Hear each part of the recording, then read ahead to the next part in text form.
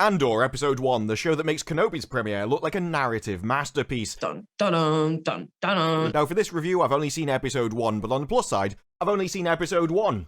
Every cloud. We start in the rain, and this goes on for a long time, sweeping scenes of someone walking down a hallway. The first thing you learn about Andor is it needs an editor. Someone who cuts out footage from the things they recorded, because it looks like they just threw the raw footage up on screen. There is 13 seconds of looking at rain before you see a character. He spent a long time walking down some corridors. At this point, I'm beginning to wonder if it's a CW series. We walk past some people in pods. I thought Star Wars was meant to be a long, long time ago, not 2035. 1 minute, 10 seconds in, and someone says the first line of the show, but boy, was this a script worth waiting for. No weapons, no comms, no credit, no nonsense. In you go. Oh, this show starts with a bang. Can't wait for the next 3 episodes. But he walks in, gets a drink, and we get the most unrealistic line of the episode. Pay at the end. Yeah, that's never gonna happen. This is even a guy known for not paying his debts. He's definitely not having a tab open for him. But then we get these two, which are going to be the main plot point, and if you think that's not enough for a whole episode, I agree. You don't want to mess with the barkeep, or she'll send you home crying. There's no reason for them to say it except to introduce them as characters. Like most of the script, actually. But then he gets introduced to the host, and he's saying he's looking for somebody. But then in true British fashion, he gets really annoyed. Excuse me, we were here first. Yes, in England, nobody goes against a queue. You can insult me as much as you want, but going ahead in a queue is just so uncivilized. But her and her strangely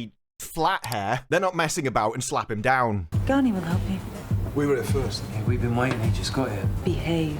Yeah, that's not going to cause any trouble, is it? But he warns her that she should take care of him because there's a company in town. Oh, there's just security guards. Yeah, but they can cause trouble for you. We're literally going to describe out loud to you the plot of the next scene, just so when it happens, the audience knows what's going on before it happens. Should take care of them. It's a company town. They like to play at being cops. It's annoying. It's always nice when a show trusts the intelligence of their audience, isn't it? Unfortunately, this isn't one of those shows. Either way, in the background, you see someone come up and start taking care of them, and he tells her that the girl from Canary that he's looking for is actually his sister. And she tells him she's not here, nobody gives her the real name, and I've got no leads for you. You should probably go. Up till this point has taken 4 minutes and 30 seconds. We've learned he's looking for his sister, and 2 people are security guards. And everything that happened in that scene could have easily been said in 30 seconds. But he decides to go back through the rain, and it turns out the guards have followed him, and they decide to stop him. You need to give us your ID, mate! Now, the strange thing is, they were getting served at the place, and he just left immediately, so they clearly didn't, partake in the services that were there. Hopefully we find out what they were doing later on, because we don't in this episode. But they keep demanding his ID and pull a gun on him. He offers them 300 credits, which coincidentally will be exactly the same amount as the fine and everything else, and to get them to leave him alone. But it's in his pocket, and they're gonna have to get it themselves. The guy on the right walks up and smacks him in the back of the head with the gun, and at this point I need something like that right now to keep me awake. This guy on the left goes up and starts searching through his pocket, before eventually being told it's in the other pocket, after he'd let him feel him up a bit first. For Cassian, it's just a hidden bonus, what can I say? But as he leans around to search his other pocket, he nuts him in the back of the face, pushes the gun in front of him, has probably the gentlest wrestling for a weapon I've seen in a TV series. I mean, look at this. Oh, do you want it? No, I want it. No, do you want it? No, I want it. No one's struggling in that scenario. To me, to you, to me, to you. Seriously, it's like the Chuckle Brothers. But eventually, rather than fighting for the gun, he just punches him in the throat and sends him to the ground. That looked like it stung. He makes him drop the gun, he grabs it, and the tides have turned. At this point, he's just like, get your mate up. We find out his mate's dead. Like, seriously, that was one hell of a Glaswegian kiss. You only nutted him in the face, how's he dead? If you're gonna be 2 security guards that go around roughing people up, I'd want you to be a little bit tougher than that. But having killed one guy, gets a little bit weird. He starts trying to plead while also still saying he's gonna arrest him. His logic makes no sense. We had a misunderstanding, and he fell. We're going together. He tried to grab you, and he fell, and he hit his head. We're going together. Why would he do any of that? He's killed your partner, he's got a gun on you, and you're like, yeah, but I'm still going to arrest you. Please don't kill me. What do you think's gonna happen in this scenario now? You should be saying you should let him go, not that you're gonna take him in anyway. And it ends in the most predictable way possible. Dun, dun, dun, dun, dun. We're meant to be okay with him doing that because they were extorting him. I'm okay with him doing it because they were stupid. Didn't even have the sense to go, I'll let you go. Just leave, dude, it's fine. But immediately afterwards, he panics and runs away. Well, flies away. And I have to admit, if you're gonna kill 2 security guards, then leaving the planet is probably a very good way to get away with it. We live in a world where tins of spam are in security boxes nowadays, so it seems unlikely you'd get caught here. But we go to planet Ferrix and we find this little robot, which we follow for entirely too long. I don't know if you're sensing a pattern with this episode. Now, Andor saw the CGI warg from Rings of Power and said, hold my beer, folks. The robot shrinks in on itself to try and armor up, but it's alright as they just run past. Well, I mean, until this happens. Somehow they managed to put more emotion into this robot's eye than the rest of the episode combined. But the little dude gives him an electric shock, and he runs off. Off he drives for what seems like an eternity. No, I'm not joking, it seems like an eternity. They seem really proud of themselves and their remote-controlled car. Like, seriously, you're not trying to make that merch, are you? It's that? What am I saying? It's probably gonna be merch. I see no other reason for this to exist. But he wakes Cassian up, well, after he's dreamed of his sister. And the fact that they used to live out in the wilds in tents, apparently. Lesson to the Harfoots, just because you live outside in a tent doesn't mean you can't wash. And at some point in the past, a starship crashed on their planet. Ooh, gripping. If you think that scene's as exciting as it sounds, it was. But back to the robot, and Cassian's knuckles are damaged. That comes important later, but everyone forgets. And the robot is talking like a nagging wife. But where were you?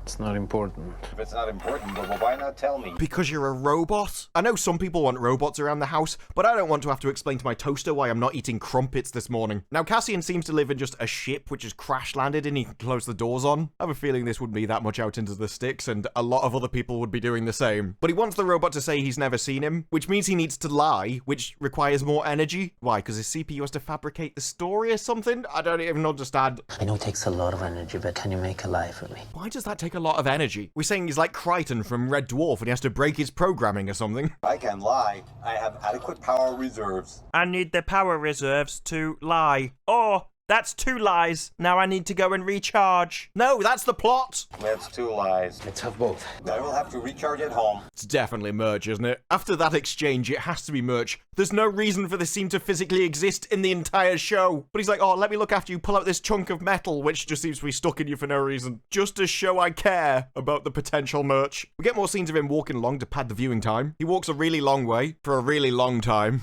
We get a wall of potential merch, close-up of the merch. Oh, look, everyone wants a pair, I bet you do now. Disney Marketing 101. But he calls over his friend because he needs him to give him an alibi. He's like, oh, you came looking for me. You found me. Yeah, you did. We went drinking afterwards. You serious? Yeah. Who's gonna be asking? No one good. But he keeps giving him the story, and his mate sees some holes in it, so he actually improves the story afterwards. Please, I really need this. I really need this to stop, but you never took that into account when you made the show, did you? You insulted my choice of beverage. I was offended by this. Oh, take it to Twitter, mate. Nobody cares. You failed to gauge the depth of my irritation. I have a feeling I'm going to need that on a soundboard for the rest of the show. And he says, you came back after me, but you fell over and injured yourself. Yes, okay, that explains his face. How come his knuckles are broken as if he's just punched a guy? Oh yeah, I stood up, fell over, and accidentally punched someone on the way down. We've just completely forgotten his injuries. But because we're showing his cheek, he's like, yeah, actually, falling over from a chair definitely looks like that. Okay, what about his broken knuckles? Well, the strangest bit is just where he insults him on the way out. Tell your mother she can afford to put the heating on. Freezing there last night. He was 5 seconds away from telling him he's going to give her a son she actually loves. But the show cuts back to the security headquarters. This guy, whose name I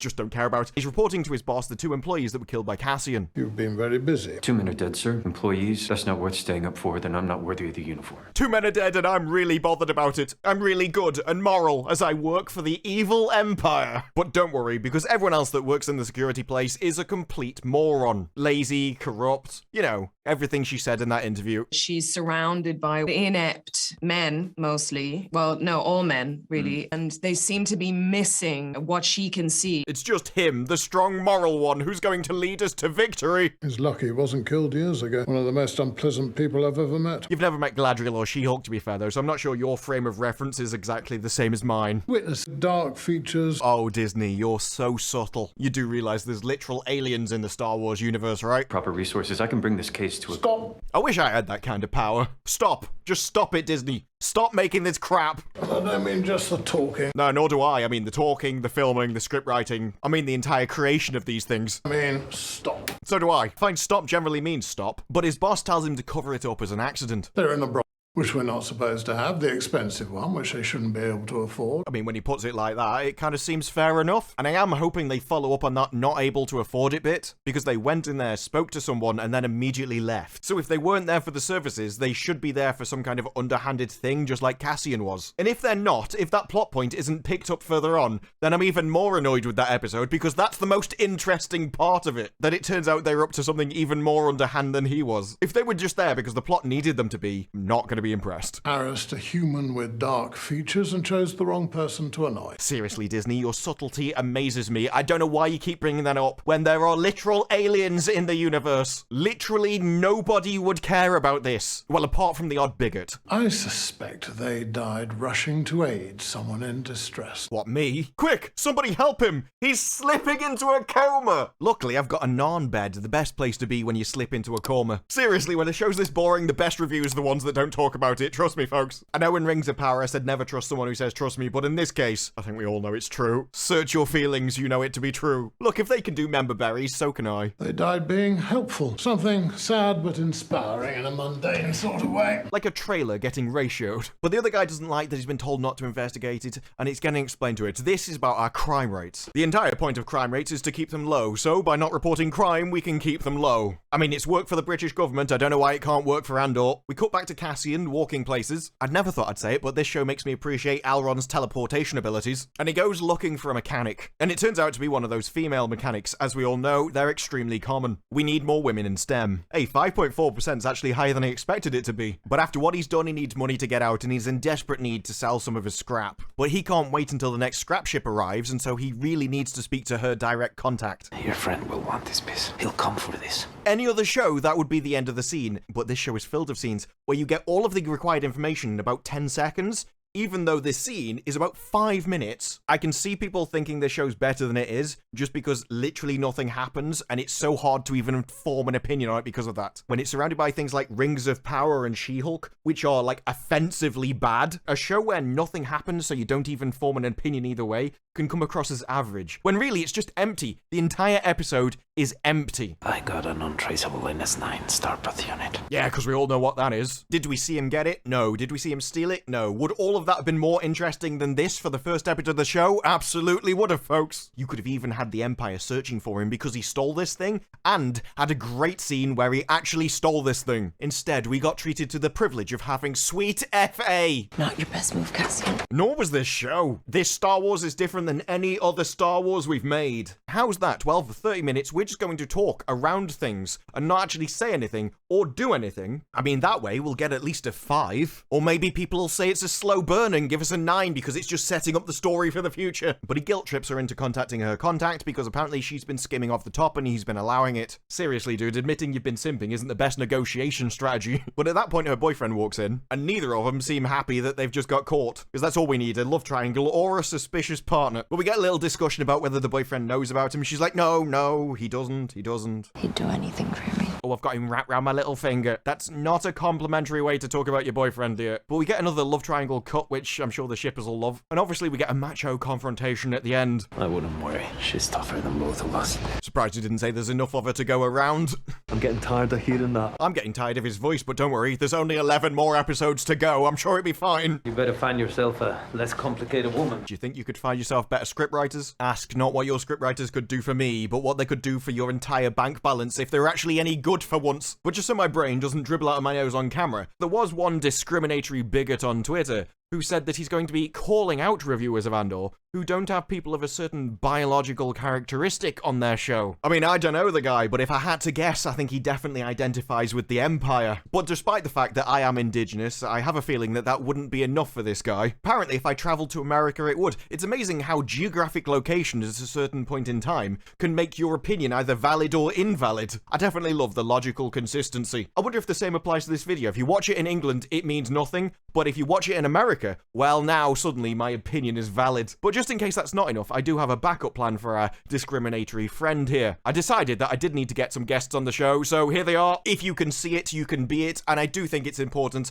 to get a wide variety of people on screen, and they're definitely on screen. Now, this plan does have the downside of the fact that they can't actually do anything, but nothing happens in Andor anyway, so I don't think it's going to make much of a difference. So we cut back to the hobbits. The proto-hobbits seem to have already stopped washing since the last scene, and they're all really interested in something. We're passing out water bottles, and we've decided to start smearing filth on ourselves. This truly is the origin story of the Harfoots, where the muck started. After this point, they all took a vow of not showering, and the filth on their faces just just stayed for the rest of eternity. Everyone knows that Andor is a prequel, but few people know that it's a prequel to Rings of Power and the origin of the Harfoots. Harfoot? A parliament of Harfoot? We cut back to the security guard who's too scared to walk into the security officers as he realizes he's meant to have stopped everything he's about to do. Oh, this is just me warring with my conscience because I'm such a good person that works for the evil empire. I'm just a good person that's working for evil. Because of my situation, it's all not my fault. I'm not really evil, it's just my environment. Society made me do it. But he continues his investigation in trying to track down Cassian. They seem to be using an air traffic control unit from the 1970s, and they found a suspicious ship which doesn't have any kind of tracking data on it. It slipped through all the controls without ID because everyone was busy. Hey, it's just those lazy, incompetent men which are just ruling the universe. If only we could get some different people with just a different energy in charge, everything would be better. She's surrounded by lazy, slouching, corner-cutting boys. Dun, dun, dun, dun, dun. This is how we can change the Empire for good. Empowerment! Like, find it, whatever it is, because I don't know what it is, because it doesn't have ID, but I want you to find it. I want you to scan through every single ship and track where that thing goes, even though I don't think you can track where that thing goes. But it'll take all night! Well, it's too much for you, let me know. I'm sure somebody wants the chair. I'm not even sure you have the authority to fire him. But the worst thing is, they know he doesn't have the authority to fire them. They're not even sure he has the authority to give them overtime. So this threat is entirely pointless and without teeth. But apparently we're just meant to think that they all accept it, even though they know he can't do what he's just said. Script writing, folks. But Cassian is walking down a corridor. Again, this guy has planned an ambush for him and somehow knew exactly which corridor he was going to be walking down, and it turns out he's been scammed. Cassian's been taking deposits for things and he's not going to provide them, and it almost seems to be like a Ponzi scheme. He just takes loads of people's deposits and then strings them along for as long as possible before probably just moving on to the next planet or something. He has a bit of an issue though when this massive guy is behind him. This ambush was literally set up. I have no idea how he knew Cassian would even be here. Of course, this is where you find out Cassian's skills, his diplomatic tactics, how he can get out of any situation with his wiles alone. We're about to see the true talent of Cassian's skills. You're here with him to threaten me? You let him talk you into this? No, that's it. That's the depths of his skills. What, you let that guy hire you and give you money so that you could do a job? I can't believe it, mate. How could you do this? Since when do you take orders from nerds? Presumably since he got paid to. I can't believe you let that guy employ you. Why are you taking money from him? This is ridiculous. Just because you say something in a voice which means you can't believe it doesn't mean that it doesn't make sense. And so after just saying a few lines as if, I can't believe you've done this, he decides to walk off and they let him. Could you not think of a way out of that scenario so you just literally let him get out of that scenario? That's the quality of the scripts that we're going to be having here. I did say that this script would need to be complex with lots of twists and turns, that it's going to be incredibly difficult to do, and you would need really, really talented scriptwriters to pull it off. And it seems, just judging by this first scene in the first episode, you're going to be unable to do that. You can't even write him getting out of a shakedown in a way that makes sense. How on earth are you going to handle the more complex subject matter? Whoa. I couldn't have summed it up better myself. Dun, dun, dun, dun, dun. I mean, if you want some positives about the show, I kind of like the aesthetic that they've got going on. You've definitely nailed the more sort of mundane and filthy, darker areas that you'd get on some planets, I guess. As long as you don't look too much at the set dressing that's on the side. So far, my main problem with the world is anything happening in it. But she tells her boyfriend that she's going to be back because she's out on errands, and he's suspicious of her, as well he should be, and decides to follow her. So as she's going down all these roads, she's got a tail. No, not that kind of tail. They're on the wrong website for that, I hope. I've not looked. But either way, as he's following her down the streets, out of nowhere, a guy comes with boxes and just smashes into him, causing him to lose her. Now, I'm assuming this is countermeasures to make sure that she's not followed to a destination and would just apply to anyone, not just him. I think the issue is if your boyfriend is suspicious enough to follow you through the streets and you don't want him to, not only is it a problem for your cover because now you've got someone that will repeatedly follow you and has a reason to do it constantly, but it's also a problem for your relationship, which you don't seem to care about at all. No, it's fine. The rebellion's worth it, folks. And it really helps the love triangle, which we're all really interested in. Yeah, that's why I'm watching the show. Oh, Cassian will he, won't he? Let's find out. But he loses her in the streets, and she reaches her destination, gives him some little code, and says I need to go at the back, where she climbs a chimney. We've got a rather interesting camera angle, which they definitely made dark enough so that, yeah, I guarantee it, there will definitely be people lowering the contrast on that one. To be honest, it's probably already happened somewhere. But then she uses this to contact someone up a chimney. Is he even allowed to approve overtime? If he's not allowed to approve overtime, why did you panic when he said he was going to fire you? Definitely seems like that would require more authority, you know? But he asks, how many human males are there on Ferrix? They go, well, we can't do that. We've got a census. How old is it? This is 6 years ago. That's an eternity. What? A 6-year-old census is actually pretty recent. I think over here we do them every 10. And you're about doing a census for an entire planet. I mean, 6 years seems pretty reasonable. There's not a lot about Kenobi, sir. It's fairly obscure. That should make it easier. How? Did you even think through your script when you wrote it? The fact that this planet is far off and you have no information on it should make it easier to track down the one person that was only there for a day. You are mind-blowingly mentally deficient, but it's okay because he's got a heart of gold. We'll have to put the word out. Oh, Ferrix. Where else would we put it? You are an arse. And it seems to be what we've got a screenshot of at the moment, so you know, life imitates art, what can I say? Why is it that every show at the moment makes the people which the show thinks are good and moral and strong and the people that you should all be, why are they all just insufferable little prats? Congratulations, this is the guy I'm meant to support and I can't stand him. I'm the good moral one around the evil empire. I'm the only person that can see what all of you are too lazy and incompetent to notice. And that's why I act like a total prat. Ugh. We had She-Hulk, Galadriel, and now this guy. I know he said he had his suit tailored, but I didn't realize he meant the guy had cut off his ball. Have you ever been there? What difference does that make? It means that you know nothing about the planet and you're asking them to do things which are literally impossible. The systems which you are asking them to use are not in place on that planet because it's so remote, which apparently is meant to make it easier but literally doesn't in any way, shape, or form. And you're acting like you're the angry one and everyone else just can't physically comprehend your mighty brain. They have their own way of doing things. If they do things differently over there, can we just put the show on that planet instead? Because whatever this is my version of hell. Seriously, anything that's different has to be better than this. This is the murder of 2 Primor employees! Seriously, that's how I talk in these reviews. He must be taking tips. And I know I called him one, but on these reviews, being an overdramatic prat is a feature, not a bug. Slam the channels, flood it. Yeah, that sounds like the technical term.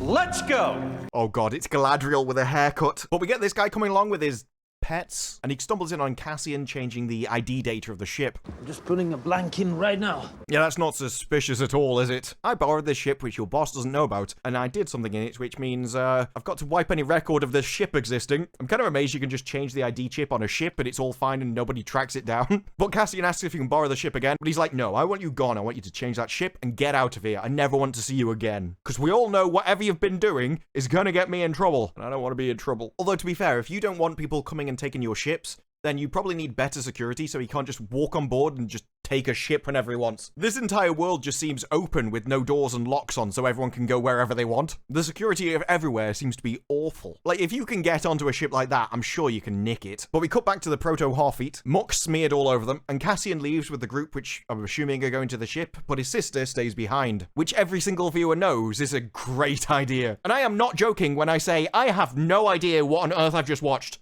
Twice. And believe me, the second time didn't make it any better. Even She-Hulk, when she goes searching for a suit, said things, did things that you can talk about. Rings of Power, which was one of the most boring things I've ever seen, still had people talk about things. You could comment on things. This episode, you could barely do that. It was about 32 minutes long, with probably 4 minutes of TV in it. Everything else just dragged on, and what they really need to do is hire an editor. Because in a TV series, you shouldn't just include all of the footage you've shot without cutting any of it down. And I've only seen this episode, and people are going, oh, well, they included all 3 because it takes 3 to get going. Okay, then cut the first 2 down to only the bits where it's going. Because this episode was pointless. Nothing happened, it didn't show anything. And I know some people may go, it's slow, it's a slow burn, it's setting things up, but none of that stuff happened. Most of the scenes told you what the scene was in about 10 seconds, and everything else was just killing time. This was a show that just existed. It's like an empty box. And I know what you're thinking. How about some of that variety in this series? What did they think? And they probably thought exactly the same as me,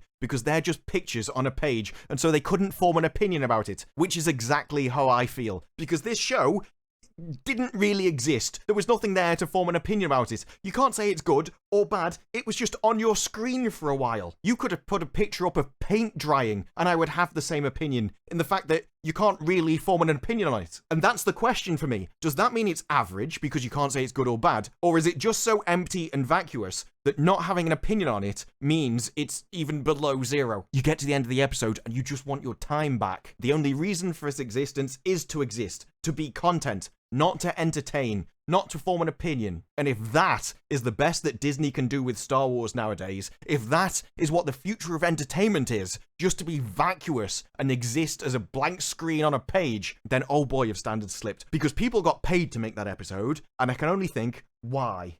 Because I wouldn't have done. But those are my thoughts. What are yours? Let me know down in the comments below. Like the video if you like the video. Subscribe for more videos like this in the future, and I will see you in the next one. Bye-bye.